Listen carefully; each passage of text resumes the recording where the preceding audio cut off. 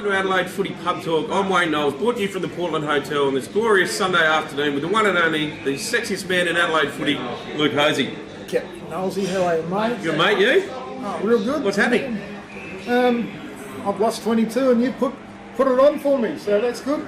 Yeah, well, you know, you can't have brains and a sexy body. So But you've lucked out on both, mate. I thought I was waiting for you to get both. Hey, you've lucked out on both. So, been well, mate. Yeah, very good. Very good. Still off the sauce. Have not had a drink since August of last year, bar I think it's two drinks in that time. So you haven't had a drink bar two. One day You just contradicted yourself. Well, I had a vodka and soda one day, and then I had another vodka and soda one day. And they're the only two drinks I've had since August of last year. Cute. Nice. Anyway, we might as well get into the footy stuff. So basically zero. Honestly, it's not worth talking to you about anything. So No. we'll go into, it was probably matching around this week down at up at Hope Valley Oval. Sorry, it was Hope Valley 8 goals 10-58. Getting beaten by 5 goals, 12 Kenilworth 12-16-88. Sorry, so Travelling well, the Cookers. the Cookers are proving that they are the real deal. So they reckon the talk has been about Hope Valley. Hasn't it? Well, they recruited really well. I know Mick Sandry didn't play yesterday, and he is a superstar. No Sandry, no Hope Valley. Is that? I wouldn't go that far, but obviously a very good player. Yep. But he would have been on the sidelines coaching still. But didn't even bother the scorers in the second quarter. But I thought Hope Valley at home they probably had a real chance with. They got a good side on paper. Yep. And not a hot dog left in the canteen at Hope Valley yesterday too. I can work out why. Yep. Yeah. Yep. And but there would be. They might be a little bit disappointed, but it's only one day, very early in the season, so I mean, they wouldn't be too concerned about losing a game this early in the season. 30 points, that can get turned around pretty quickly. Certainly can. So for the Kookaburras, we had Daniel Motlop with 4, Chester with 2, heap of other blokes kicking singles with Clark, Neil Veve, Chester and Kotsaris in the best. And Luke Gaines, I see Luke Gaines in the best. I thought he was retiring a few years ago, and he's obviously still going around, which is good to see. Don't know him. Good player, is he? Very good player. Big captain. Was captain of the club. Good centre-half back. For Hope Valley, mate. Yeah, Hellman's got 2. Schilling, Lee Dugan, he's been around a long, long time. Yep. Been in many of our teams of the year. Every year I see it, he's nearly captain, I think. Yep. Williams, Tensos, Payne, very good player. Saw him last year. And Williamson, another one, a very good player, saw last year. Harney, Williams, Press, Hunt, and Sammy Pemble, who played at Portland there for a year. So, they got a good side, Hope Valley. I saw a couple there last year. Payne and Williamson last year were very impressive out there last year. Yep. So, Devon Payne, the son of Norwood great David Payne. Yeah. Got told that after the game. Yeah, played a little bit at Dingle Farm as well, just before my time there. He did. Him and Daniel Tankos, who they both left when David, obviously, when I replaced David as coach in 2012. So there you go. So it was good last year seeing a few of the lower grade clubs because I've never seen a lot of their players, and I've never seen Hope Valley play, and it was really good to see guys like Payne and Williamson. And there are a couple of those really good players in those lower grades if you go a bit higher. I was supposed to call that game last year, the Hope Valley game, wasn't I? Something popped up. Yeah, couldn't make it. Yeah, no, we had a great day out at Hope Valley last year. So, Scotty, I remember talking to Scotty and then he was pretty keen for me to go up. A few other people up there would have been happy to see me, so it was a bit disappointing I didn't make it. So. There was one person didn't turn up though that day, so oh well. Anyway, next game, Pulteney. I actually saw Pulteney first hand last weekend. I wandered down to Lockleys and had a little bit of a look with a week off in my commitments, and Pulteney look alright. Pulteney 20 goals, 19, 139, defeating Eastern Park 10-8, 68. So and you know what? I was talking to him this week, and he reckons he's made all the difference, and he's the reason. As Matthew Bedgegood said, he's talking about blokes putting weight on. Oh, no, I'm not even going to go there. No. That's what I said to him. Hey, Fat Matt, when I see him.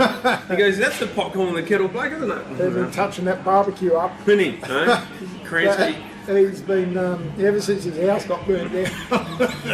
That was one barbecue he didn't want to go to. But anyway, he reckons he's the difference, and he's the difference in his sitting top. So yeah, so well on Benji.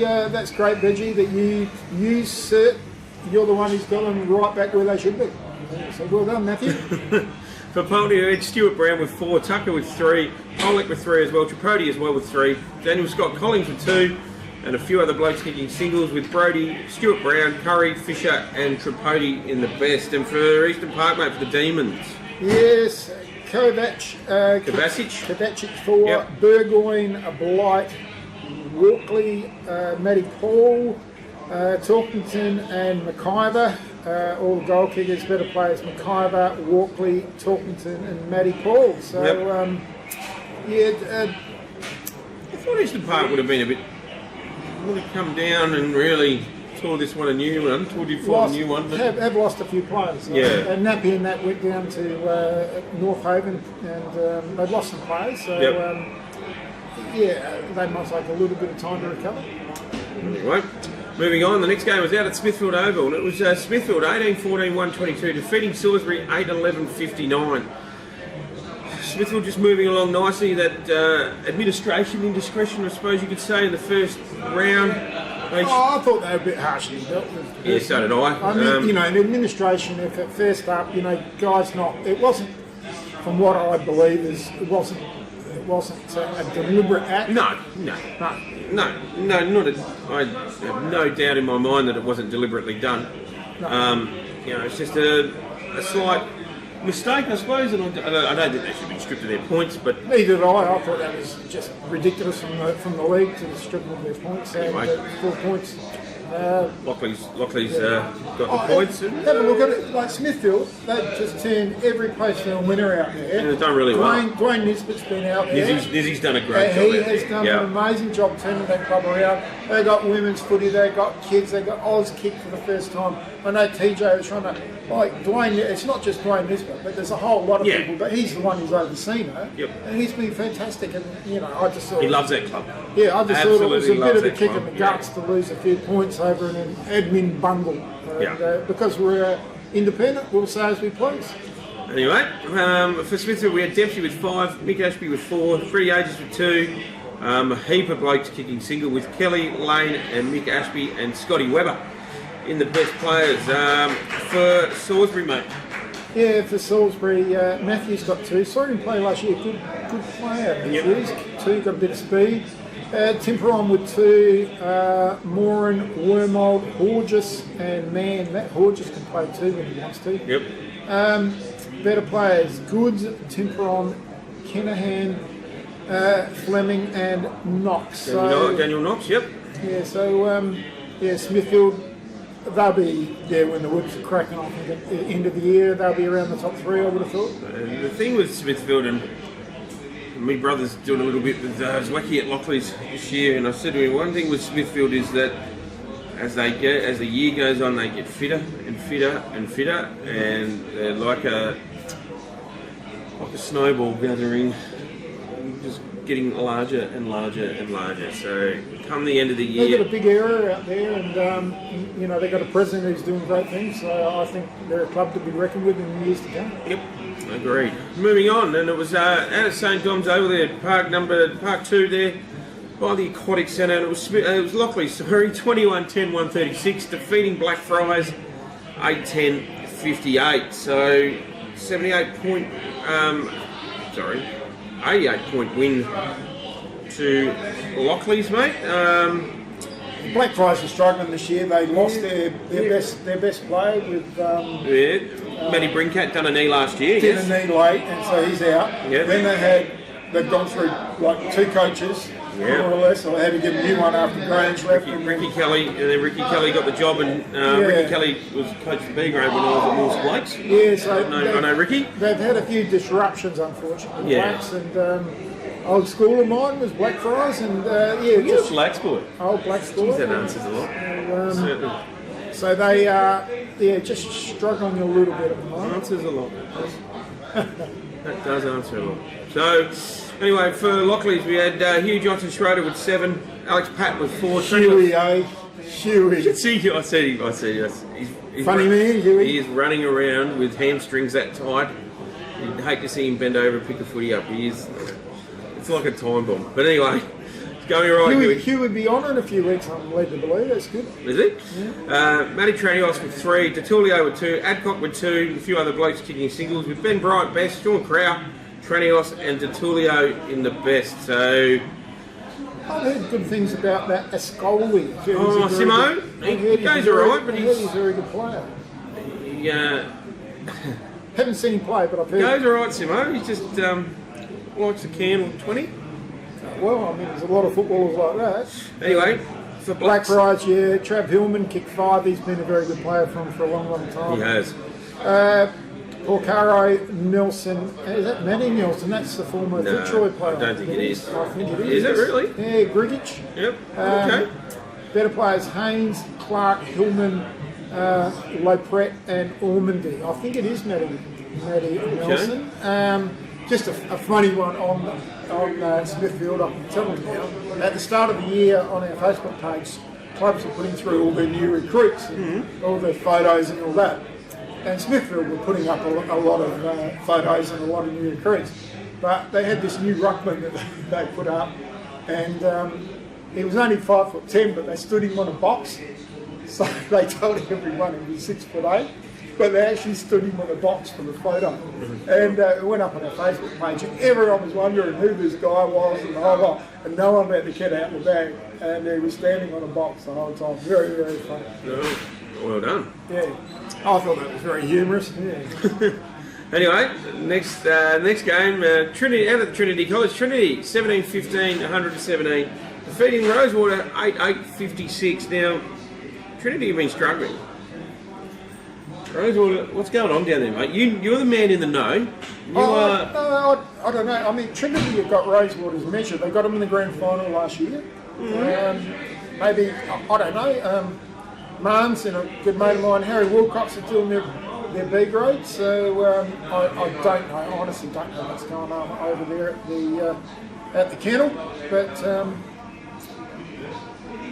obviously a bit of a step up, and I think they'll survive in this division. 5, yeah. Yep. But maybe it may take another year before they can press for higher honours. So, really well coached for Wayne Marnie and Harry Wilcox. Yeah, two really great blokes.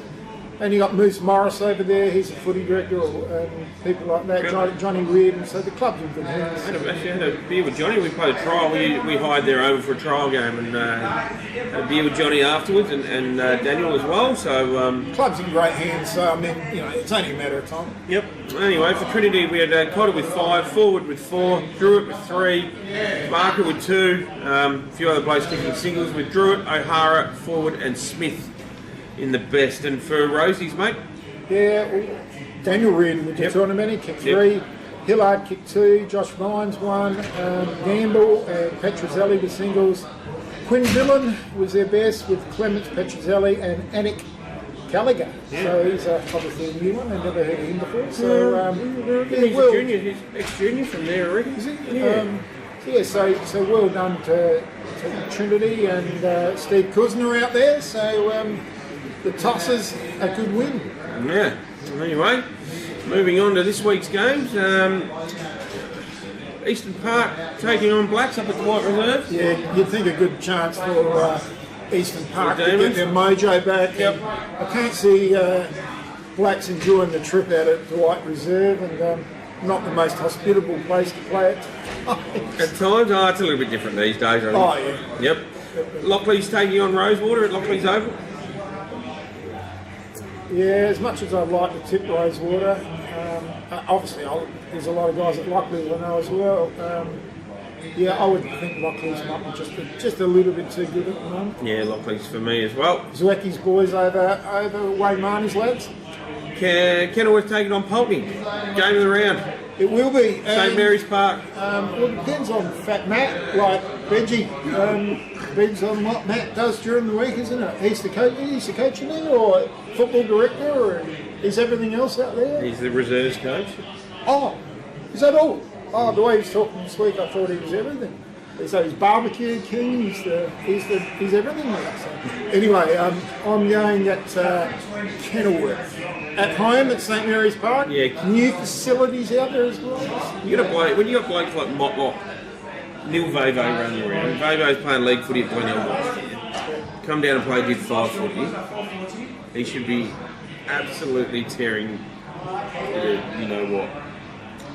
Kenilworth for me by, I reckon, 5 goals. There you go. Well, it's up to Fat Matt to change them this week. So, yeah. Benji, you're going to have to get him over the line, mate. You said you're the boss, so, yeah. Trinity taking on Smithfield down at the school.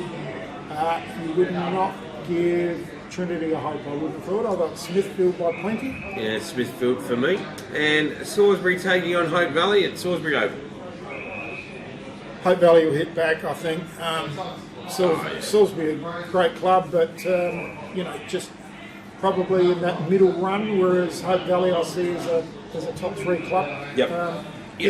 Hope Valley, Kenilworth, and Smithfield, I see as the 3 sides that, and Pulteney. They're the top 4. Yep. It's hard to pick a real winner other than maybe Kenilworth now. I might have just slipped in front of the pack a little bit. We'll see this week when they play Pulteney, I suppose. So, You'll see. and but that's up to Benji. I'll take Hope Valley as well. So anyway, that's been Division 5. Thanks for watching. We'll see you all again next week.